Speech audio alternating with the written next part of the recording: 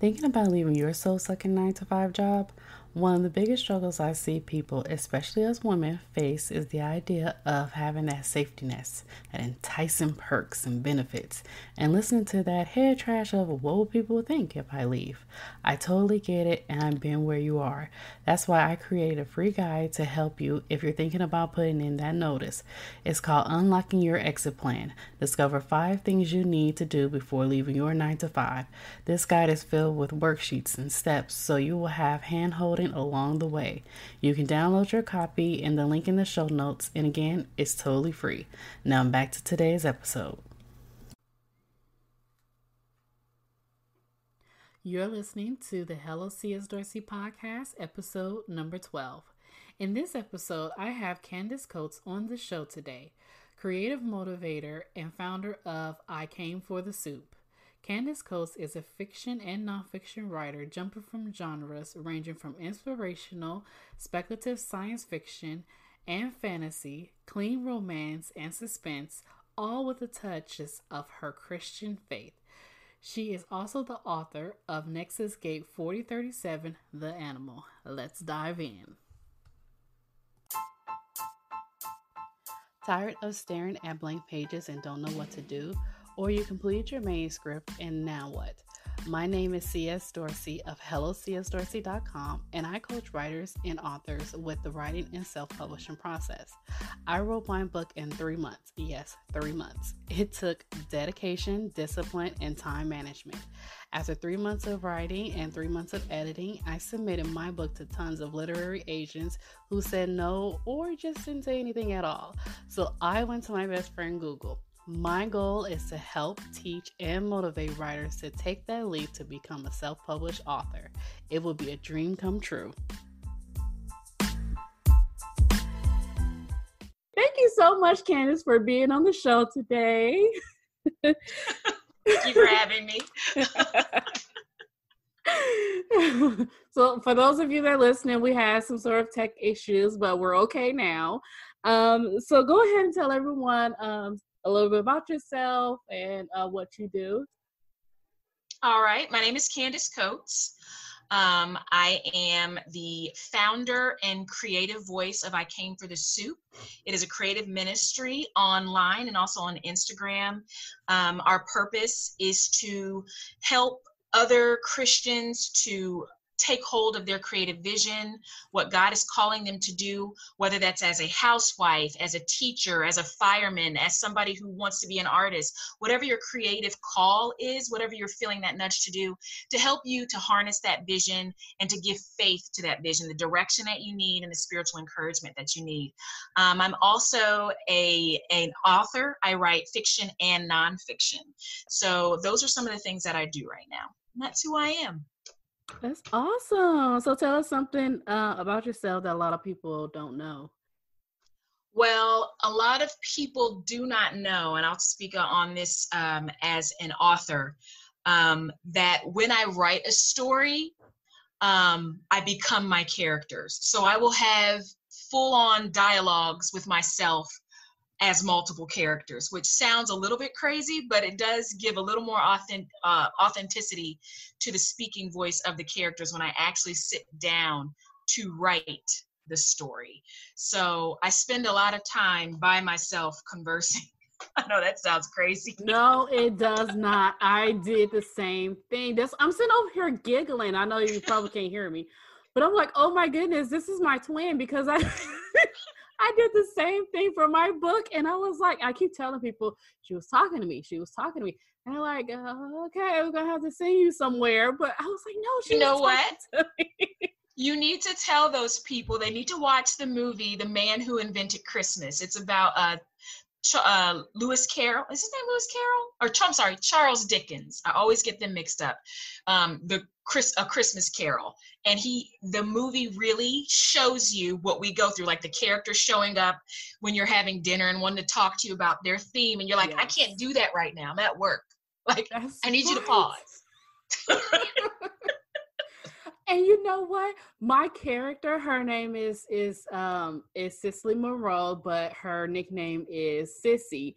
And she literally was talking to me in the beginning part, I was just sitting at work, and I was actually at another branch, and I was, helping them out, but it was so dead. It was so slow. She started talking to me. I literally wrote almost, I would say, the first 2 chapters sitting at work that whole time. I actually carry I think it's about a 2-inch by 2.5 or 3-inch journal that fits into my wallet. Small little things so I can write down things. So that's crazy. I'm so happy. I'm not the feel like I'm not alone in this. Yay! Okay, so our theme is for this time of year for this podcast is time to level up, how to reach your goals in 2020. So what tips can you give our listeners today on how to level up in their business, their life, health? It could be family as well. What tips or advice can you give those out there? The first thing that I would tell people is to truly seek the Lord.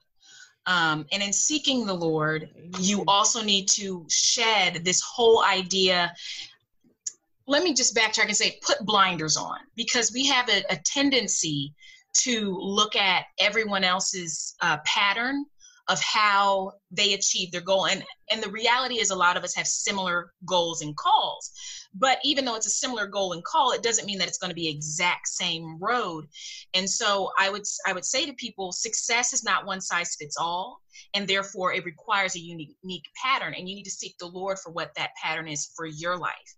And you need to allow yourself to release your expectations of how it's going to look and truly allow Christ to shepherd you into what it actually is meant to be. And he may give you a full view, a mile-long view of what your next steps are going to be. He may only guide you day by day, moment by moment. And so that would be my first thing that I would tell people if you want to level up, that right there. I would also tell people, truly and honestly, you need to let go of what happened the last decade. Yes. If you need to seek deliverance, seek some deliverance. If you need to write some people some letters and say, hey, and literally there are some people that we've had in our lives that were toxic, be it a romantic relationship, be it just a friendship, whatever it is. And if you find yourself having conversations with them and they're not there, and I'm not even talking about a fictional conversation, but you're arguing with these people about something that happened 3 years ago, pray about that. And if the Lord tells you to release them and to write them, I find that writing people a letter and saying, hey, I'm asking for forgiveness if I did anything to you. I forgive you for what you did. And you don't necessarily have to go into detail because everybody does not believe they've hurt you, but to really just say, I wish you the best. And it's kind of like, I heard someone say, it's giving them the benediction. I'm blessing you, go on your way. Like really letting those things go so you're not carrying all that weight into your new season. I would also tell people, once you've done that and once you've really sat down with the Lord and prayed about, are there methodologies that I need to let go of? Are there expectations that I need to let go of?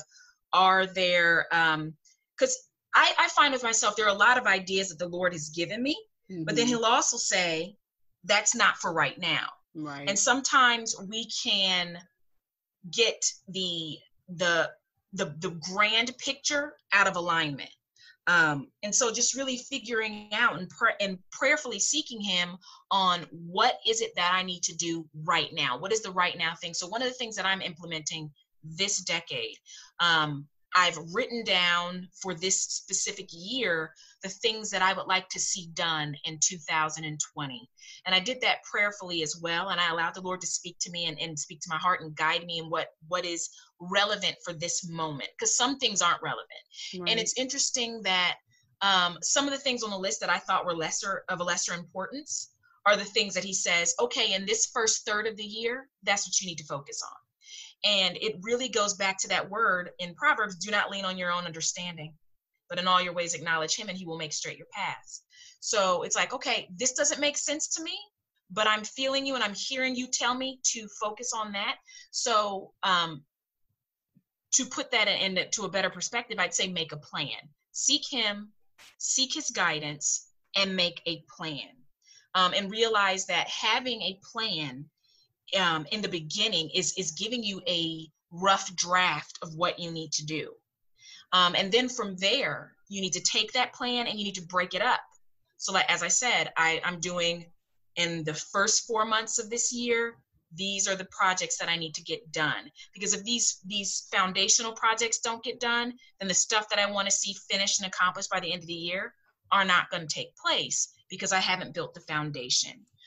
So breaking up the plans into achievable goals and remembering, the best way to eat an elephant is either you got to fist it, use a spoon, knife, fork, whatever, but it's still one bite at a time. So then I'd also say don't overdo it.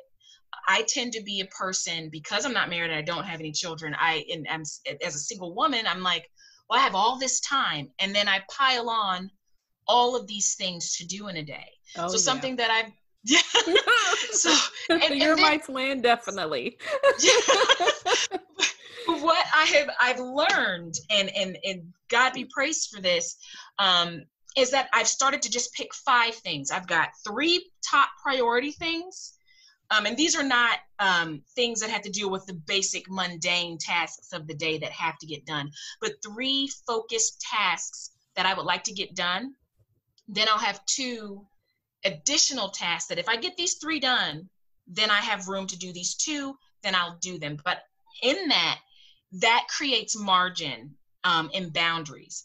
And I feel like we get drowned by overwhelm and anxiety because we do not set margin and boundary. And we have to honor our own boundaries in every aspect of our lives if we're going to be successful. So that's relational, spiritual. And when I say spiritual, I mean, hey, if I recognize somebody is not feeding into my spirit, but taking out, and the Lord is not telling me to minister to them, then I need to set up a boundary line for that, because that's going to affect everything else. So I was listening to, and this was a few years ago, I was listening to Pastor Ron Carpenter, and he was talking about relational boundaries. And he was saying that the only difference between a swamp and a river is that a river has boundaries. But they both have trees, they both have water, but you don't want to go to a swamp. Right. And the whole thing is, a swamp doesn't have boundaries. It does what it wants to do. So in thinking about your time management, if you say, I'm going to write 2 chapters and I'm only giving myself 2 hours, then honor that. I sometimes fudge that because I'm like, hey, if this character's still talking, if I don't get it written now, he's going to talk until 3 a.m. until I sit down and actually write it out and get it done. But still, right, yes. You understand. Yes, I do. But in that, still, like, don't overdo it. When we are disciplined, we develop a productivity and are more effective. I would also say celebrate each victory, because some days I don't get it all done. I don't hit all my tasks because life happens, and God is sovereign, and he doesn't have to tell us everything that's coming, even though he has prepared us for those things, even though we don't know what they are. And so I may only get 1 box ticked on my daily list of 3. And I just have to thank the Lord for that, because our footsteps are ordered. When we commit our ways to him, he blesses what we do. So celebrate the victories. Thank you, Lord, that I was able to get this done. And thank you for giving me rest tonight so that tomorrow I can do X, Y, and Z, if that is your will. And then I would say a bonus takeaway for this year would be to remember that no matter what you get done and what you do not get done, especially if you've committed your way to the Lord and you're allowing him to shepherd and guide you every step of the way, that your value is not rooted in the work that you do or accomplish. That is just an expression of your value. So that would be the things that I would tell people. That's really good. That's awesome. Going back to where you say your boundaries. So funny, because while you was talking, I was thinking about that, and I was thinking about, and also your past and everything.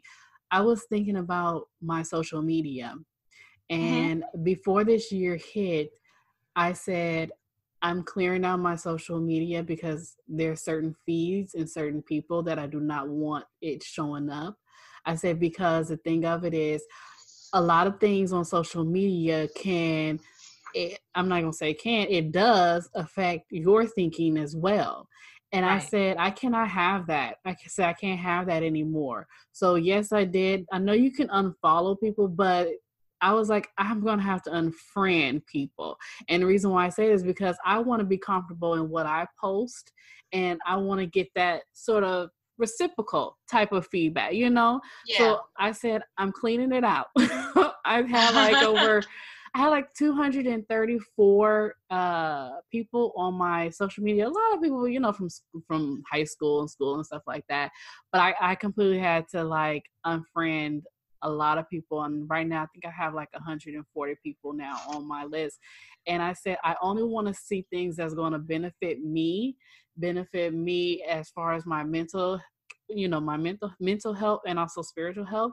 And those are the posts that I want to see. If I find that there's a post trickle in that I'm like, I don't want to see, I'm going to remove it. I mean, the news is one thing. I need to get my alerts, I need to know, can I go down this street today, or is it an accident? That's one thing. But Absolutely. it's a lot of things that I'm like, no. And I said, it was messing with me, and I'm just simply like scrolling, like looking at it, and I'm like, right, this is messing with my mental state. I can't have this, and and I thank the Lord that He touched my mind to do so, because now my thinking and everything is refreshed now. That's awesome. Yeah. I mean, I still need to do that as well. Do it. It'll help you. You'll be free. I've done it before. I had gotten my, especially on Facebook, I had gotten my friends list down to about 200 people. And now I'm at 541. And I'm like, I don't even know half of these people. I know some of them are relatives. I've got a very large family. I'm like, I don't know a lot of these people. And a lot of things that they're posting, I don't want to see it. That's right. And you shouldn't have to. Right. And, not to go into a whole like bunny trail of like mental health issues that have come up in anxiety. There was a pastor and he's also a therapist, who came to speak at my church about 2 summers ago. And he talked about how our generation has more anxiety than the World War II generation. Yes. And he said that is because we have trauma at our fingertips. Yes. And it's trauma that we cannot fix. We can't do anything about it. And he's like, what can you do in Guam? You're in Ohio. Like, you can pray, but there's some issues that you can deal with, and you can have victory and success. Focus on your sphere. You don't have to know about everything that's going on in the world. It's like that's bullets true. Constantly being shot at you. So boundaries, like, I'm going to cut that off. I don't need to know that.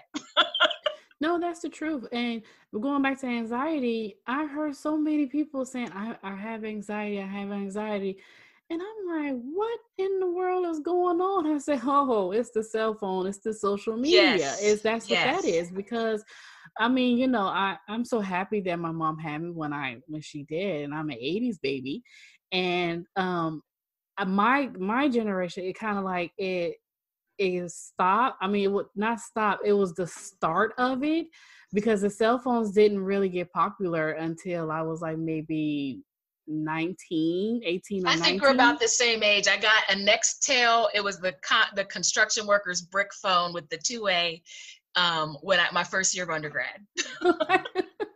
No, mine was a track phone out of the JCPenney's catalog, and it was the kind that you had to buy minutes and add the minutes on there. That's how bad that's dating me. Well, I ended up getting mine because I had it on a business account, because my family had a business. My grandmother had a business, and so she ended up giving me one of the phones in it.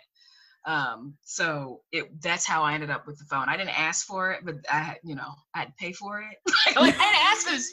How y'all making me? I'm a college student. So I'm also an 80s baby, or the 80s baby. So. Oh, that's awesome. See, I knew we were twins. I knew it. I'm not even gonna ask you what month your birthday in, because I'm just not gonna do it, because I know this. I don't mind telling you, I am July 5th. I proudly raise that banner. July 5th. Graduated high school in 2000. That is where I am. Okay. So I'm May 17, and I graduated in 2002. Okay. Yeah. Yep. Yeah. Not far from each other. I know. It's crazy. Okay, so to get back on We'll track. apologize to the audience about us having our twin anniversary. I know. We're sorry. Don't worry, I'm probably gonna edit this out, to be honest with you. They're probably gonna laugh. Oh my gosh, it's so funny. So I want to say congratulations on the book. That's just one thing I definitely want to point out. Can you tell us a little bit more about that? About Nexus Gate. It is a speculative science fiction book. I will start off with what it came from, but I'll tell you what it is about, and then I'll tell you where it came from. So the book is about a woman. Her name is excuse me, I just got dry and almost choked. Sorry. It's okay. Her name is Vivian Leona. She is a Black woman from the year 6037. She is what is called a time surveillance specialist. She is in the ministry of time. And what she does is she goes back in time. She is placed into a part of the timeline in history to verify historical facts, whether or not they happened or not. And she and her husband, who is of the Caucasian persuasion, his name is John Joseph Spruce. He goes by John J. They go back to the year 4037 to the state of Georgia during the time that what is called the Golden Age is being challenged, and what is called the Silent Revolution that breaks up the new Golden Age begins. And basically in the new Golden Age, the society of the world would like to do away with any kind of ambiguities or differences, rather, that cause conflict. So racial divides, religious divides, emotional divides. So they want to get rid of all of that and create the perfect Zen society. So we are both Black women, but if we did a DNA test and it said I'm more Chinese than anything, then I'm classified as a Chinese woman. I would not be allowed to procreate with another man who is classified as Chinese. So if you have any kind, because they're trying to create the perfect golden ambiguous human being, because they believe that's going to be perfection. It's kind of humanistic in thought. But their ideology is if you're overtly emotional, racism, all those things, those are contagions where they will euthanize you. So that's the backdrop of this story. While there, Vivian's husband gets lost in the nexus of time, and her Nexus Gate says that he is found in 1837 Georgia. So she opens up an emergency portal to let him back through, and what happens is a runaway slave and a posse come through. So they've stepped through time. They don't even know they've done it. And she finds that the slave woman looks exactly like her, has her name. She sends them back because history says that they live past that day, but her husband hasn't come through yet. When he finally does step through, the Nexus Gate says it is him 100%. However, this man is not John Joseph Spruce. He's John Josephus Spruce. He is a real life slave foreman, misogynist, racist man. And history says he dies that day. So she's lost time, cannot send him back in time or else she'll destroy the timeline. So she's stuck in 4037, cannot find her husband. Her assistant is telling her to euthanize this man, and she has to figure out, is she going to keep him for 6 years as she looks for her real husband? But in the midst of that, he wants to kill her because he thinks she is the runaway slave. But in that whole collision, he finds out something else far more nefarious is going on. So after he's caused a breakdown in their communication, he needs her because she's now his only ally. So that is the story in and of itself. And it's Nexus Gate 4037, the animal. And the biggest question that I found after I had written it is, what kind of circumstances can cause you to question your original ideology as a person? And can you really change and come up out of what has been rooted in you and your thought and your beliefs and your behaviors?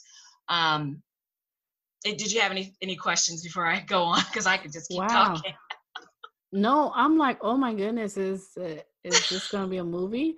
Like, seriously. And I'm like, wow.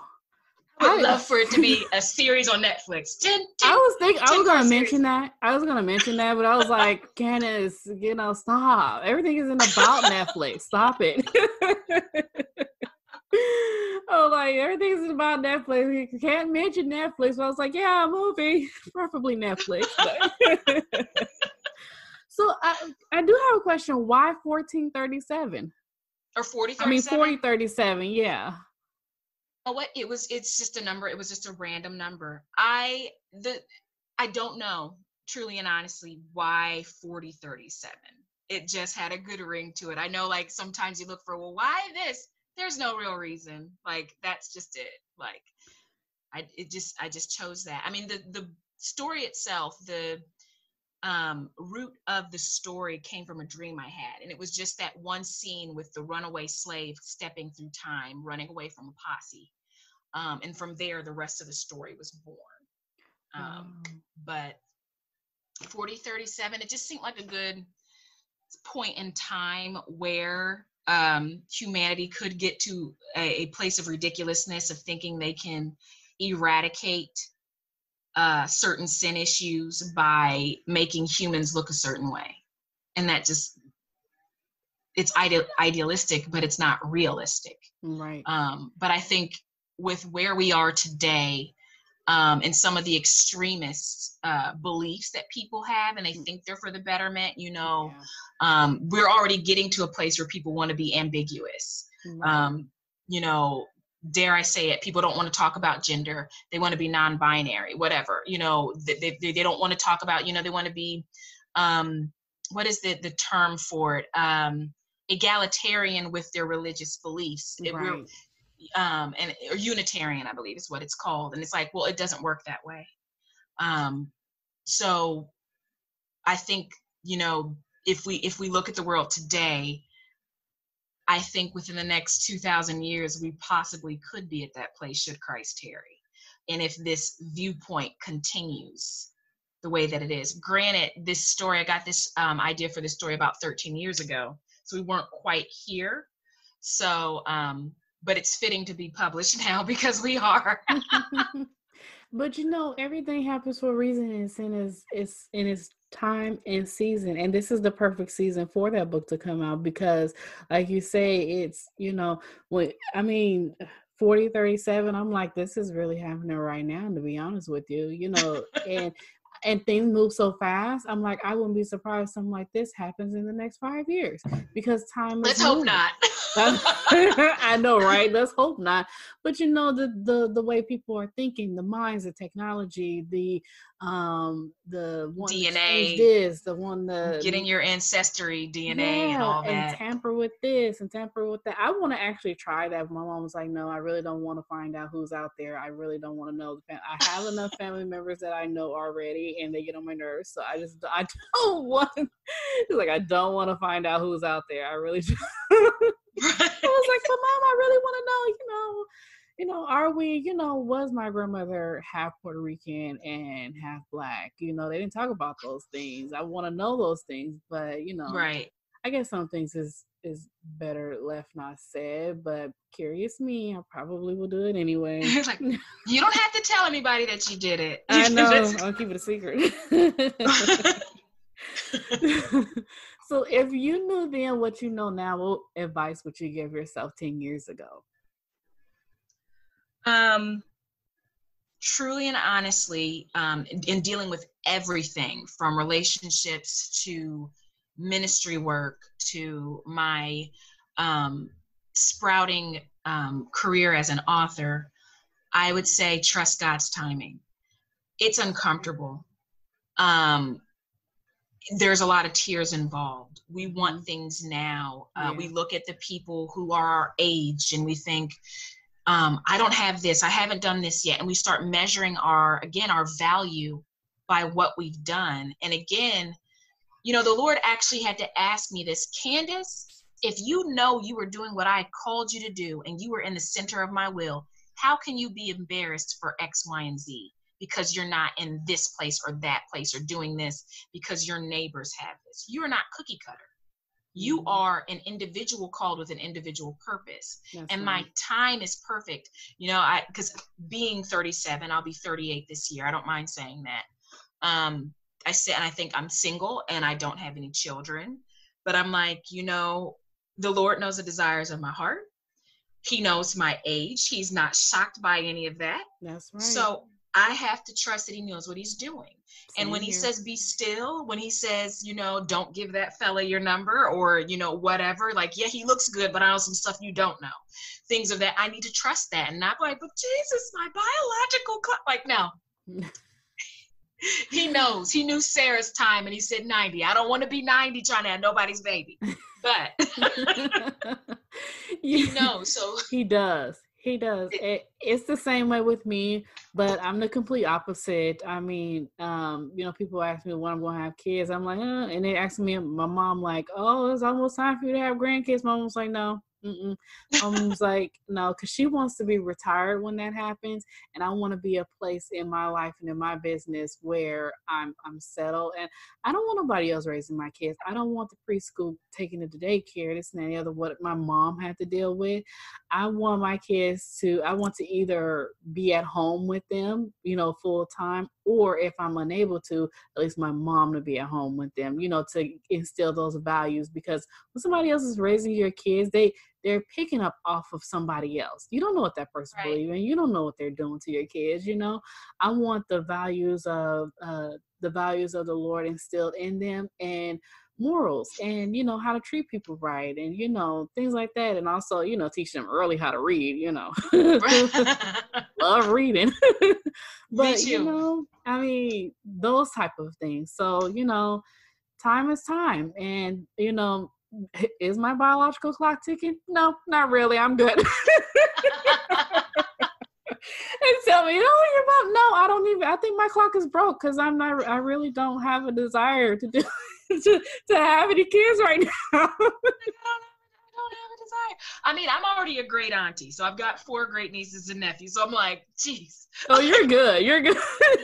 I'm like, I've got a lot of nieces and nephews. They're adults, and then they've got children. I'm just like, and I'm still sitting here. I did, and that sitting here, the Lord has developed things, and I'm seeing how He's using what He developed over that time that I thought was wasted. And for the last 7 years, up until last year, I was my grandfather's caretaker. And so when people would ask me if I had children, I'd say, yeah, he's 92. I learned a lot about long suffering and myself during that time. But I remember thinking about my closest friends, and I was volunteering in our church nursery, and I was just like, oh, and I said it out loud, like, all my closest friends have preteens or children, and I don't have a preteen or a teenager. And one of the girls who was in the classroom next to me, she was 13 at the time, and she leans her head forward. She's like, I'll be your teenager. Aww. So I tell people, like, I do have a daughter. When they meet her, they look at me, they look at her, and I'm like, because I'm proudly 5'4". She's about 5'11". She is like full-blooded Irish. She's blonde hair, blue eyed. Like my child. Like, and they say, is she your child? I'm like, what? You don't know what her father looks like. You don't know her daddy. You don't know. She took on her dad's side of the family, huh? As my mother's a redhead. She's a red bone, and my dad is very dark. And so my brother is very dark. One of my brothers is very dark. And she'll say sometimes, we don't look like we're related. I don't even look like his cousin. Oh my. That is so like, funny. That child could be mine. You don't know. That's funny. That's so funny. Me and my mom, we're the same way as well. My people always think, oh, did Candice get her color from her dad? And my mom was like, yeah, I guess. It's like, I guess so. But yeah, me and my mom were like literally like night and day. We are literally, but we're best friends. She's my best friend. I live with her, and we have a house together, and she's like the best roommate ever. Like, if we don't want to be bothered with each other, I go in my room, she go in her room. I'm watching Netflix, she watching her recorded shows, and it's awesome. I love it. And it's so quiet. Oh my goodness, it's so funny. So what's next for Candice? What is next for Candice? So right now I am, as you're doing, I'm working on starting a podcast. That'll be an offshoot of I Came for the Soup. It'll be called Stoplight Conversations, and it'll just be 15-minute talks about faith, about life, about creativity. And it'll have like a 5-minute faith filter. We'll take whatever we've talked about and put it through the filter of faith and see what comes out, and just focusing on that, just being encouraging. Also, working on my 3 to 5 year plan for I Came for the Soup. Wanting to get it to a place where we're having creative conferences, creative vision retreats. And then in addition to that, like really pursuing my art, because I am an artist, I do visual art as well. And I really hadn't had the time to do that because I had other life obligations. And I'm like, now is the time to really start pursuing that. At the end of 2019, I did my very last oil paintings. I gave away all of my oil paint. So I gave away about $350 worth of oil paint. And I know for some people that sounds like, ooh, that's a lot of paint. No, it's not. But it's not. I gave it away because I felt like I was not being integrous with how to dispose of all the chemicals that you have to use. And it's not, for me, it wasn't a healthy option to do art. So, and I've always wanted to do illustration, but when I was in undergrad, I went to liberal arts school. I went to Central State University. So I'm a marauder, maroon and gold. Mm-hmm. But they did not have illustration as a major. So always had a love with illustration.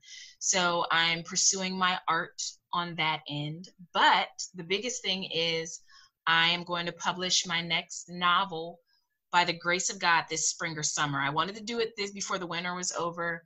But again, that whole time thing, like don't rush ahead or you'll miss your goal. So that's what's on the horizon for me.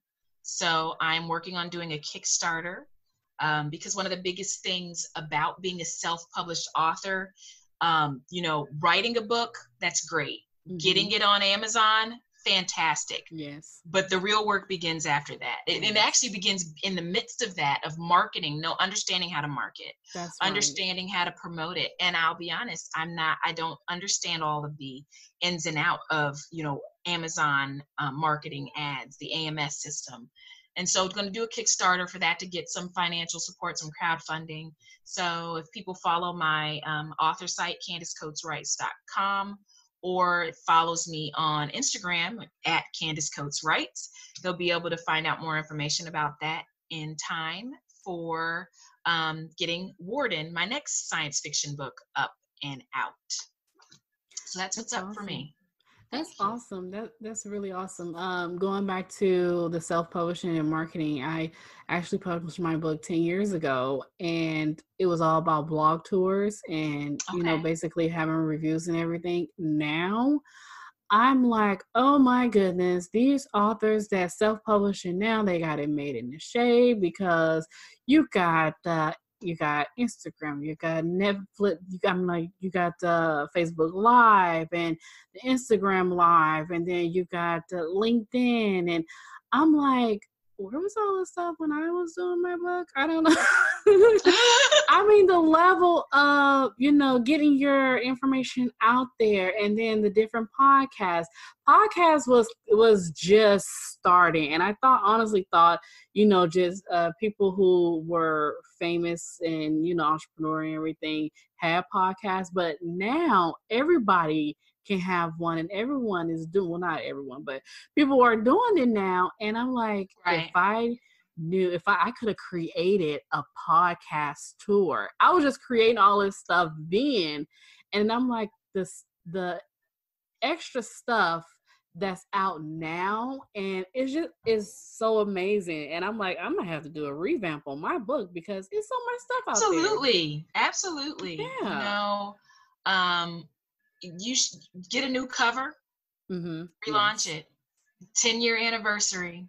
Yeah. New cover, do any edits and throw on the back of it. your next book, like teasers. Look, I'm talking like it's my podcast. It's Your okay, next no. book, put your the information for your next book, like a teaser in there, and plugins for your podcast and your any other stuff.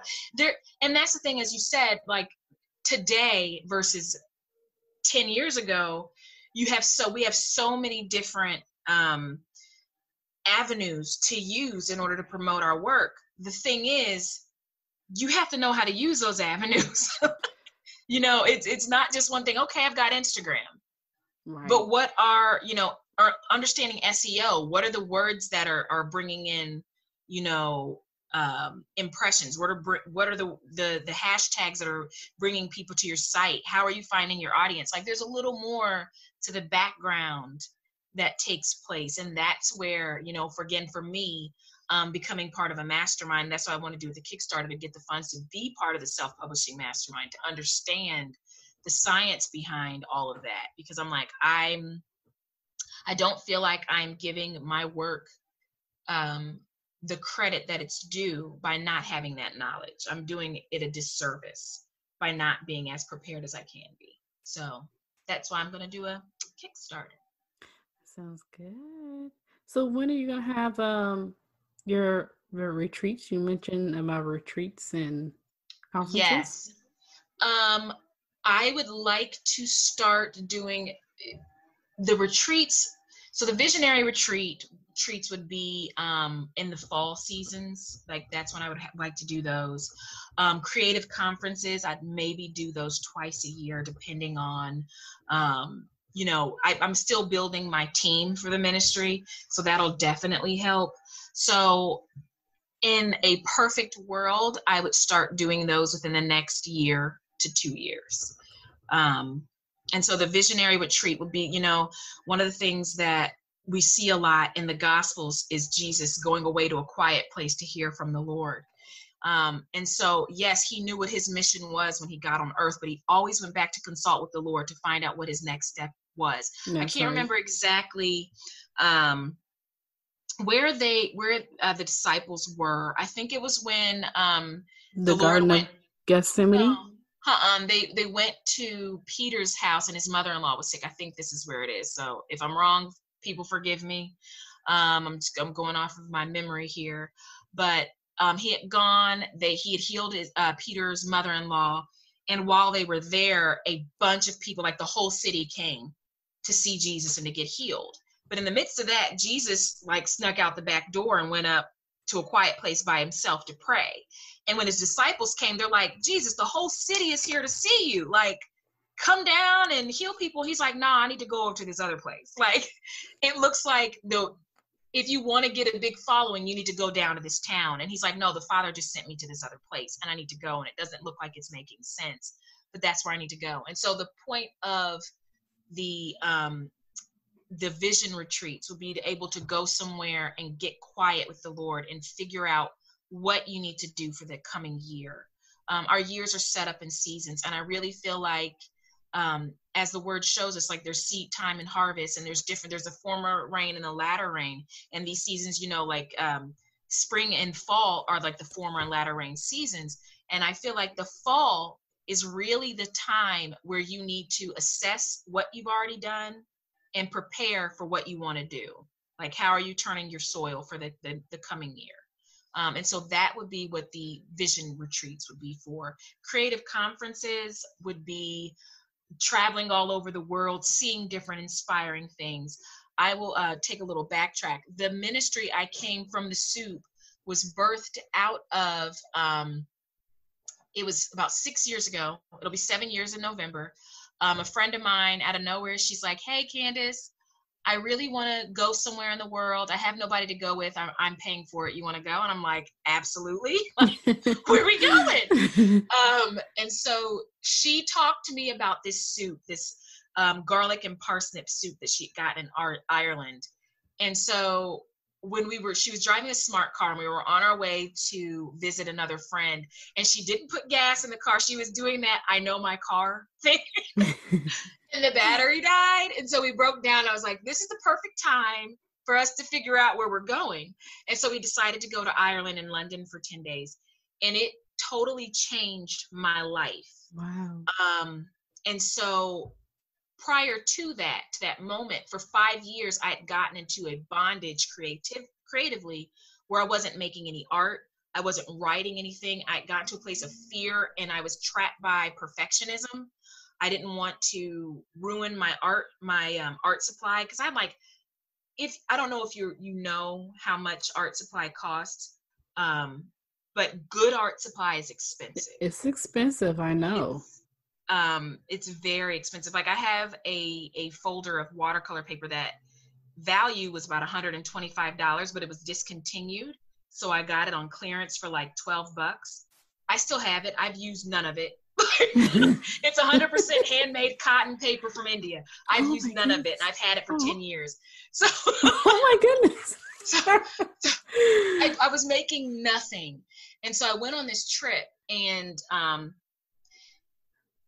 if you believe in strong men and them having their different territories, like oppressive spirits, when I got to Europe, because I wasn't from Europe, I wasn't under any kind of, we're not under their jurisdiction at all, but I wasn't feeling that same oppression that I had in the atmosphere here in the States. Mm-hmm. So a lot of things broke open.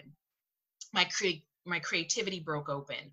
The way that I was hearing broke open. The way I was seeing and experiencing God and experiencing life, and just walking around in London. I'm like, I don't know if you've ever been there, but I'm like, this is an ancient Roman city. Like, you're seeing all these are old things, and just seeing these things, it just really opened up my creativity. And the Lord said, you know what, when you get home, start a blog about your creative journey, and about the rebirth of your creativity, and call it I Came for the Soup. So for the first 3-4 years, this was just a blog chronicling my experience and what I was doing in order to rebirth and to tap into my creative voice.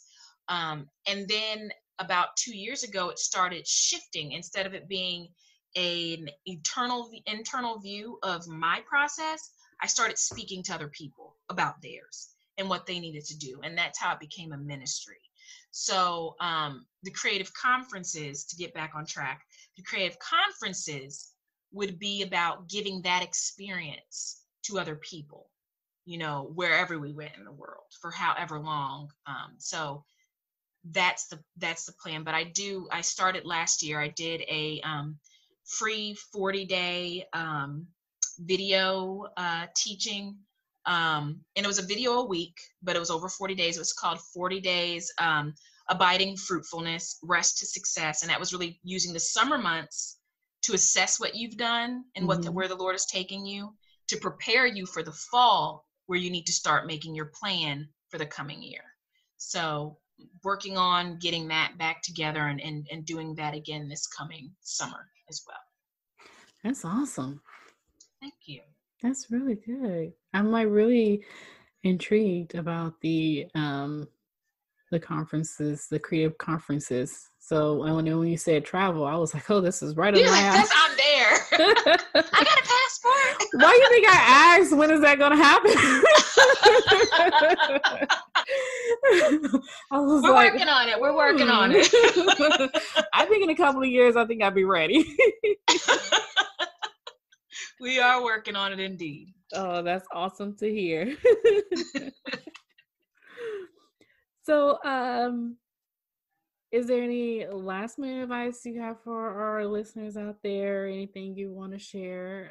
Any tips or anything? One of the things that I will say, and this is a quote by Victoria Osteen, but I love it. And it says, "Let peace be your umpire." As we go into a new decade, as we go into a new year, if you don't want the next decade, your 20s, to look like the 10s to the 20s, then you're gonna have to do some things differently.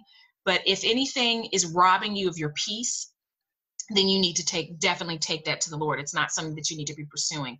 And I find that this year, the Lord took me to a place of really having to confront some things and dealing with people. Like, I don't like confrontation. I don't like, I'm like, if I can do anything to avoid this confrontation, I will do it. And the Lord's like, you know what? No, you need to honor your own boundaries. And there's a difference between having a lack of peace and having a discomfort. Lack of peace is very spiritual. That's an issue. Being uncomfortable, that comes with the territory of going anywhere with the Lord. So get comfortable with being uncomfortable if you want to make shifts and changes for your future. But pay attention to whether or not you have a lack of peace, because if peace is absent, you might very well be off track. I would also say, pay attention to whose report you're believing. Are you believing the Lord's report about what you're called to do? Or are you believing what people are saying you should do? I can't remember who said it, but it was a very good quote. And she said, basically, you need to silence the people who will take your 16 by 20 inch vision and try to cram it into a 3 by 5 inch note card. Like, those people are not for you. Right. So you need to pay attention whose report you're listening to. Is it the Lord? You need to really have a grounded understanding of what it is that you're seeking from the Lord. You need to be specific. Don't just say, Lord, I want a house. Okay, well, do you want a house in the hood? What you want? Like, I want a car. What kind of car is it that you want? You need to be paying attention to what that is. Then the other thing I would say is, if there were no limits, with your life, what would you do if you had no limits? And go from there when you're talking to the Lord. Excuse, my family's outside, like okay. Having conversation.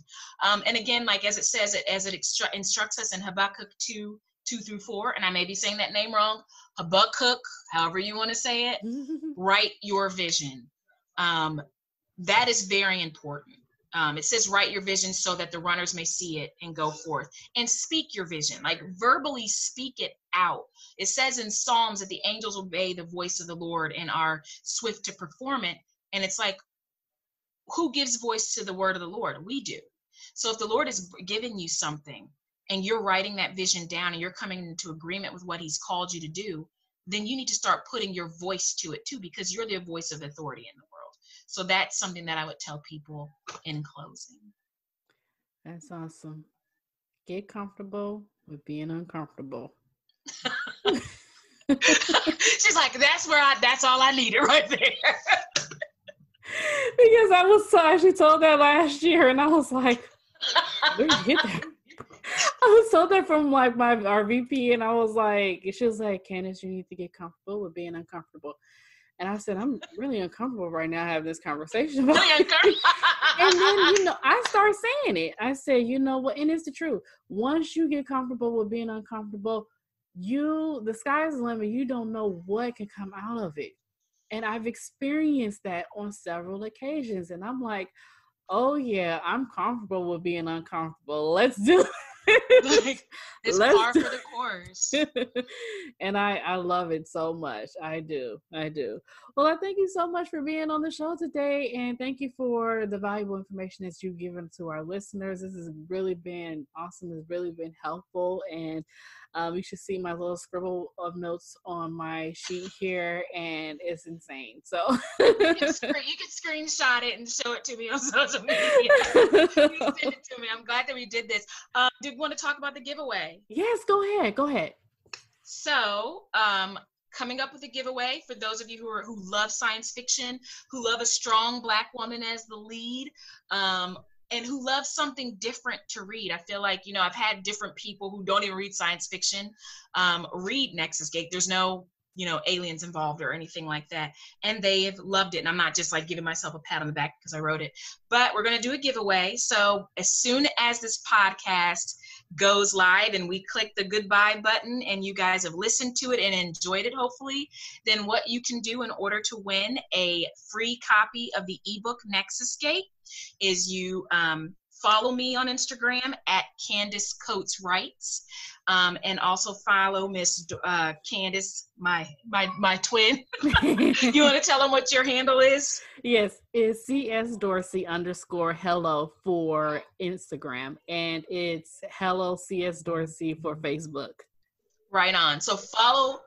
What you'll do in order to be eligible to win the free ebook is that you'll follow my Instagram, you'll follow hers, tag 2 people in the comments, and tell me what you like most about science fiction or literature in general, and what kind of book you'd like to see in the future.